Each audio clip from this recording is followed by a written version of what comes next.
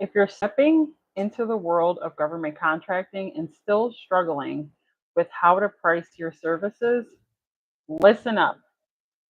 Today, I'm breaking down one of the most common price structures, and everything I'm going to touch on tonight is really based off of the questions that all of you have been bringing to my attention.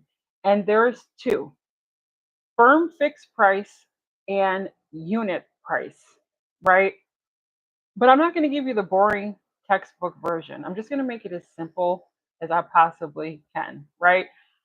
I'm going to show you how it works with real life examples. And by the end of this video, you'll be able to have some kind of pricing clarity, confidence, and control. Because in this game, it is not just about bidding, it's about bidding smart, right? So I had another link set up. I'm not sure what happened to that other link, but we're going to stick with this one, right? Um, so we're going to stick with this link. And I put some Google slides together because these two formats of pricing are what you have been asking for. I have been having a lot of conversations with people who are asking about unit pricing and people who are asking about firm fixed pricing. So both ways we're going to touch on tonight because I think that it will be simpler for you to digest if I break it down this way. And there was another live that was scheduled. Unfortunately, I broke my phone today. I was doing a workout and the weight fell right on top of my phone and it shattered. Yeah, so every live for the next couple of days that's scheduled will be on my laptop. Um, so just let everyone know, right? I have calls scheduled with people this week. Might have to call you on Messenger, might have to, I just got to figure it out, right? But no worries. So tonight, I want to touch on this topic because a lot of you have been asking about this topic, right? So let me pull this up.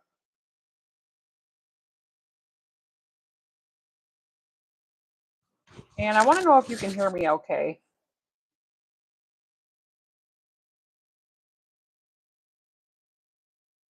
Right, I'm going to share the screen. All right. So hopefully everyone can hear me. So tonight, what I'm going to do is educate you on pricing contracts, government contracts. Everything I'm going to touch on is what you have been bringing to my attention all week long. You have been sharing your stories and your frustrations, and it is very great to hear your stories and the progress that you're making and the questions that you're asking. It's all fantastic. But I think that this is an important topic due to the fact that so many questions are coming up on pricing. There's a training class coming September 10th at 1 p.m. via Zoom. And there's a lot of information that you can learn about pricing contracts because it is all about the profit, right? You're not just bidding to bid, we are bidding strategically, right? So the link is in the comments.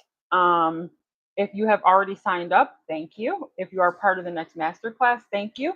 And if you're new here, like, subscribe, and share this with someone that you know that is interested in government contracting or struggling in a certain area, right?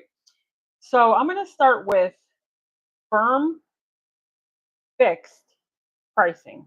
That's where I'm going to start, all right? Because this is all information that you guys have been bringing to me. It's important for me to bring it up, right? So the two things that you've been asking me about are firm fixed price and unit pricing. And these are very popular in government contracting, right? These are actually two of the most popular. So you have your firm fixed price, right? You found a contract that you love, but you're not really sure what firm fixed price means. All it means is that there is no surprises. The number that you give is one price, and that price sticks. right? So you need to be very thoughtful about how you're pricing firm fixed prices. One price, and that's it. You're going to carry the risk. So whatever margins you need to add into your firm fixed price, you need to be smart about them, right? Like inflation, labor, shipping cost, all of that needs to go in because when you put in the bid for a firm fixed bid, you're not going to be able to make any changes. There's no negotiation possible.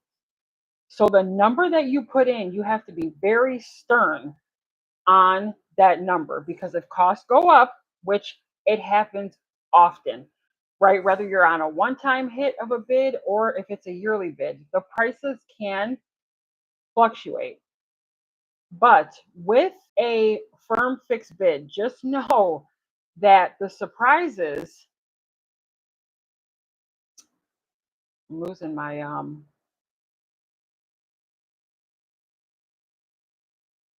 this is an example, right? There's 100 chicken box sandwiches. This is for a school, right? School lunch. So you're pricing for one $7. The total price is 700. Juice boxes, and this also goes with unit of measure as well, right? Because when they say how many, in government contracting, you'll see something that says UOM. That stands for unit of measure. Like unit of measure is quantity or each or a solid number that you're seeing for what they are asking for, right? If you see right here, it says delivery van plus gas. On this contract, it is already priced out. And I know there's going to be a lot of questions tonight. Like I feel that coming, right? And I'm trying to explain this as easy as a fifth grader can understand, right? I like to stay away from complicated things and situations when it comes to pricing because it is not that hard. Where you see delivery and van, most people miss that, right? And if you're coming to the training course, you're going to get some tips and tricks on September 10th on how not to miss things that you need to be adding in your pricing to be profitable. So a lot of people would have missed that. You need to add delivery or you're going to eat that cost. Delivery, the van plus the gas is $50 each time that van runs. Right now that's really low. I don't know if that person owns the van. I don't know what the situation is. This is just an example. But the total fixed price on this contract is $925. You cannot go back and change anything or have any surprises. The bid that you submit here with the number that you choose is stuck. That is what firm fixed price means. And if you're a beginner, you're going to see this a lot because it is very popular. Okay. If you have questions, please put them in the chat, right? Because I know questions are coming tonight and I will answer them live and I will actually be able to catch them when I'm not live and still respond, right? But I feel like a lot of I feel like a lot of questions are coming up, right? So another one is, and I like this one. It's unit pricing, and they're very similar, right? Firm fixed price and unit pricing are very similar. I like unit pricing, right? It's often delivered in, it's used in delivery or service contracts where the price is set per unit delivered. So if they are looking for one container, right, you get a quote from the subcontractor for 7,000, and these are all just example numbers. These are all made up, right? You get the shipping is 800. You're always going to want to add your profit margin to shipping too. If there's a line item for shipping, you want to add a profit margin to your shipping as well as your subcontractor price and the profit, right? If you're catching me, like I'm there and you are understanding where I'm coming from, even early in, place a 2 in the chat, right? If you're catching where I'm coming from already, and this is a simple breakdown. So some people like to profit in dollar amounts, other people like to profit percentage wise. That is totally up to you. If you want to profit dollar wise, and that makes more sense to you, or it makes more sense to profit margin wise percentage, that's okay too, right? So I just talked about UOM. What that means is unit of measure. And if you see here, it says each. Quantity required is 1. This is an example of unit pricing. 1 unit is required. So 1 each, 1 container, right? You get your pricing from your subcontractor. Are you okay? Okay. You get your shipping, you add your profit, and it all goes in one. Now, there could be several line items. If they're asking for 5 containers, the quantity required would be 5, right? And someone asked me, they were like, they asked me a question about pricing a contract because what it said at the time was EA. If you see a EA with no number, it's just 1. Right? When you start seeing numbers over here like 5, 6, that's per unit, hence per unit pricing, right? So I'm gonna double check for questions because I just feel like, oh, I just feel like they're gonna come, right? But unit pricing is something that I'm very familiar with, and I like to structure my bids based off of unit pricing. Now, the better you get at looking at pricing charts, graphs, Excel spreadsheets, the more you will know what kind of pricing it is. And tonight, I just wanted to touch on 2, because I don't want to go down a rabbit hole of 25 different ways to price a contract. What you guys have been asking me about is firm fixed pricing and unit pricing, right? The contract that I won with Erie County was a unit price contract. It was for 1 container. Okay. Firm fixed pricing is very similar. The only thing is there is no surprises, right? So don't try to change your numbers around or make things negotiable because that is not obtainable with firm fixed pricing. So now adding things to your pricing.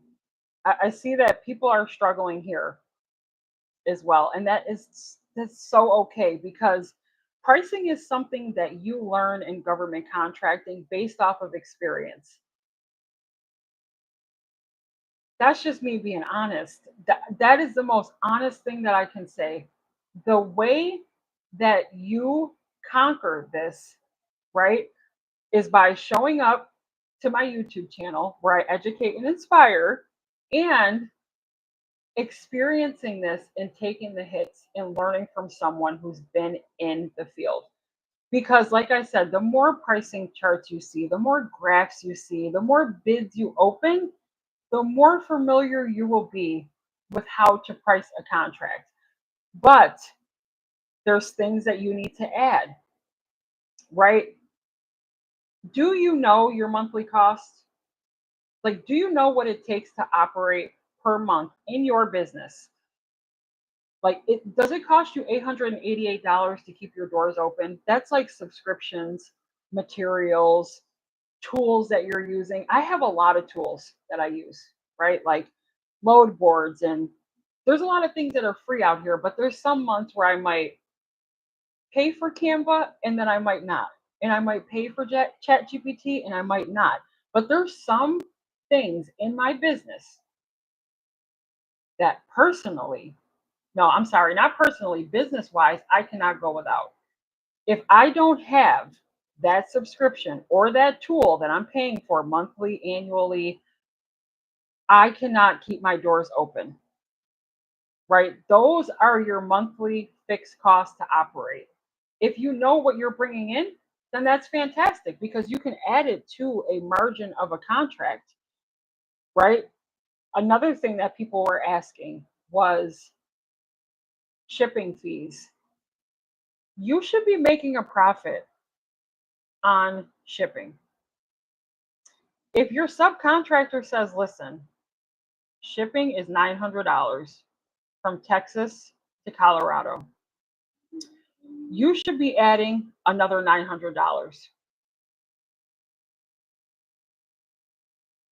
Then somebody mentioned FOB, right? And what FOB means is simple. The quote altogether The shipping price goes into the full quote. There is no line item because oftentimes the pricing sheets are broken down into line items.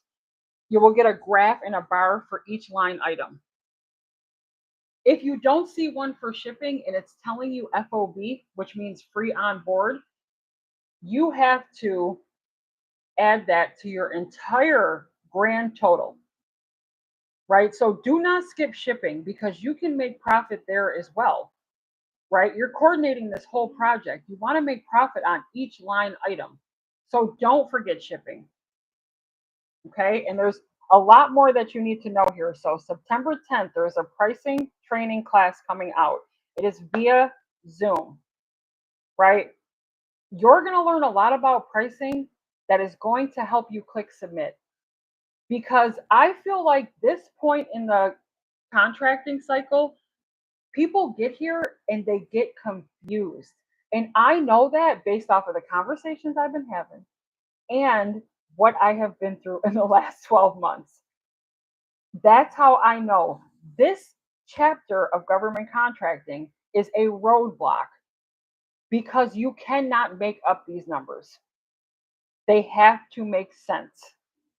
If you make up numbers, you will not win. You will lose in government contracting because they don't make sense. If it don't make sense, it's not going to make profit, right? So you need to understand that. Then you need some room for error because a subcontractor could back out on you. And I'm not going to sugarcoat it. I'm not going to tell you that every single subcontractor you work with is fantastic because that's not the truth.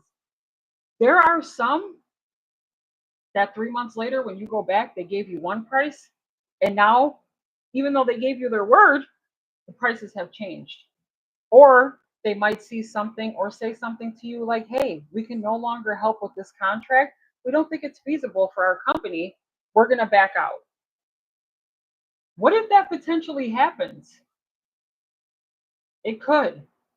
That's the reality of it. You need at least a 5 to 6 to 10% margin for error in case a subcontractor wants to get their panties in a bunch and say, we no longer want to work with you. Okay, these are not things you heard it here first. All right. And I hope that that's never ever the situation for you, honey, ever. But it could happen. Okay. Now your profit margin. And there's so many more of these I want to touch on, but if you want to lock in, you got to come to the pricing training because it will be helpful in busting you through the roadblock of pricing contracts. So the profit margin. Okay. Can people make up to 60 to 80% on profit? Yeah, they can. Is that reality? No, it's not reality, right? Those are the people who think it's a get rich quick scheme, and it's not. Um, 10 to 20% is the normal standard percentage for a profit margin. Now, the bigger the contracts get, at 10 to 20%, those numbers become much larger. Right? Now, if it's a smaller contract, it might be a smaller profit, but 10 to 20% on a $2 million contract? Mm-hmm. Yeah. Yeah. My son's laughing at me. So let me check in real quick for questions because I felt like they was coming. All right. So no questions, but if you have questions, if you're new here, subscribe, like, and click the notification bell because I go live every night at 9 p.m. And I feel like this live is very important because this has been the topic of conversation. So some common pricing mistakes, and a few of these that are on here, I have made this mistake. I have made these mistakes based off of things that are on this list, which is why I don't want you to make the same mistakes. All right. If you, one I already mentioned, if you're forgetting to include taxes, fees, and permits or delivery costs, if there's something in your month to month operations that you need to do in order to stay compliant, some kind of permit, some kind of license, something of that nature, and it costs you $300 per month, that cost needs to go into the contract. If the contract's a little bit on the bigger side and that is 3,000 a month, it needs to go into the contract. Okay? Another thing that I see people doing and seems to be a roadblock is copying the previous year's price. You know as well as I know, where I'm from New York State, where a gallon of milk is $66.20. Well, at least my son thinks I'm funny. I love you. um, that inflation is real. Don't go back and look at the contract from last year and think that you're going to win with those same numbers, right? That is not reality. That is not reality. Okay? Materials increase, inflation happens, and it happens all the time. All the time, right? When you're doing your research on the previous contracts, it's just to give you a knowledgeable number where to start. It is not to take that same number and say, oh, I'm going to bid exactly how they did, just $10 more. That's not what it's for.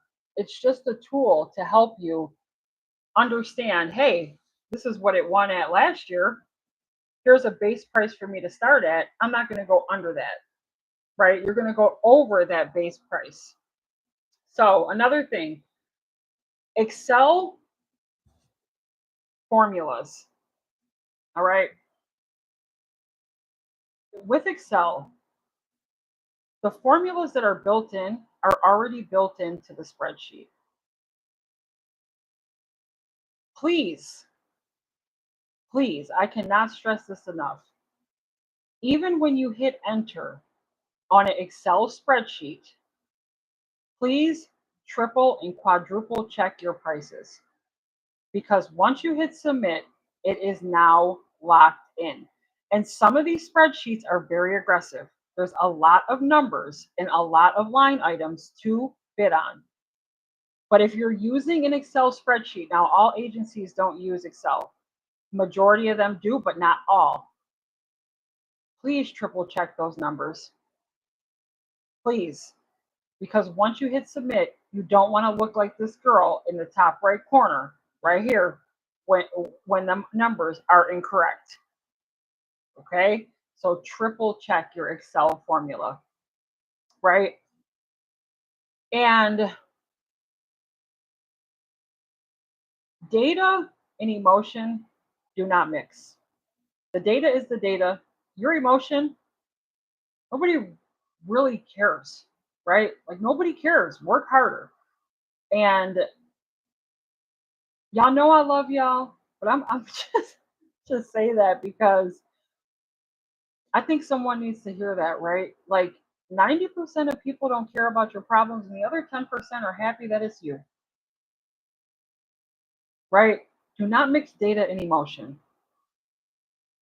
All right. It's easier said than done, but please just don't, right? Okay.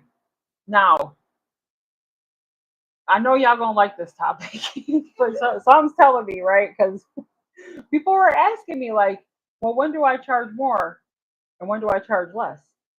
Well, you never want to charge less, honey. You always want to charge more, but there's certain times to do that. Okay. Don't come out here and think you're going to win a 90% profit margin on every contract, because you're not. Okay. The way, not the way, I'm sorry, when to charge more is when it is a remote or a high risk area, right? Now, what I mean by that is you're about to fulfill a government contract in Iraq. All of us know what's going on in Iraq, right? It's not really the best place to fulfill a government contract. Not my business, right? But some people do work with the DoD. High risk areas are areas that your team could potentially go into, and there's a huge, huge safety risk. That's when you should be charging more, right? Where, so Natural disaster zones are another one. If FEMA or there's a hurricane or a flood and your equipment can potentially get flooded out, could potentially get hit by a tornado, um, multiple different scenarios with weather that could happen and put your employees, your materials, your equipment at risk. That's when you should be charging more, right? Another thing, when you are being rushed, when the contract is time sensitive and you feel like there's a push, there's not much time in between. Now, I don't like to bid on anything that's not be, between the ad date starting and the deadline, 12 to 14 days. I don't want to be rushed. I don't like that. I don't like to work that way. That's not a standard for me in my company. I don't think that that's smart to do. But there are contracts where it's a rush. Like we need this stuff right away. Maybe the person in the position went out on leave. Nobody was in that position. Now a new government contracting officer comes in and they realize that they need those materials right away. Now there's a rush or something happened in the economy and they need it now. That's okay. But you should be charging more when there's a time sensitive situation involved, right? Then bringing unique skills. Like if, I don't know, let's just say an example, someone who is transporting a good amount of coins, like United States coins. If you had a trailer full, there are precautions that you have to put into place in order for, and I want to say this in the simplest way possible, in order for that transportation route and that delivery to make it successfully. Okay, that is a situation where there's a unique skill, or when someone is delivering mail, right? There's contracts that you just cannot hand to anybody that are unique to people. Like, let's say, I don't know, a trailer full of gold bars. You're not just going to trust anybody with a trailer full of coins, gold bars, highly sensitive mail. It's like when you are, what? Really? My son is laughing at me. um, it's like you wouldn't hire anybody to transport the president, right? That is what I mean by unique skills. The people who transport the president, they have a unique set of skills. Like on that movie Taken, he's like, I have a unique set of skills. That's what, that's what I mean, right? And then speed, which also goes with time sensitive, right? But if you're solving like a really big headache, you can charge premium prices. All right. So and I really wanted to add that because people are like, well, when should I be charging more? When there's like a really high risk, one of these right here, to be exact, war zones, you are putting your employees at risk, your materials at risk.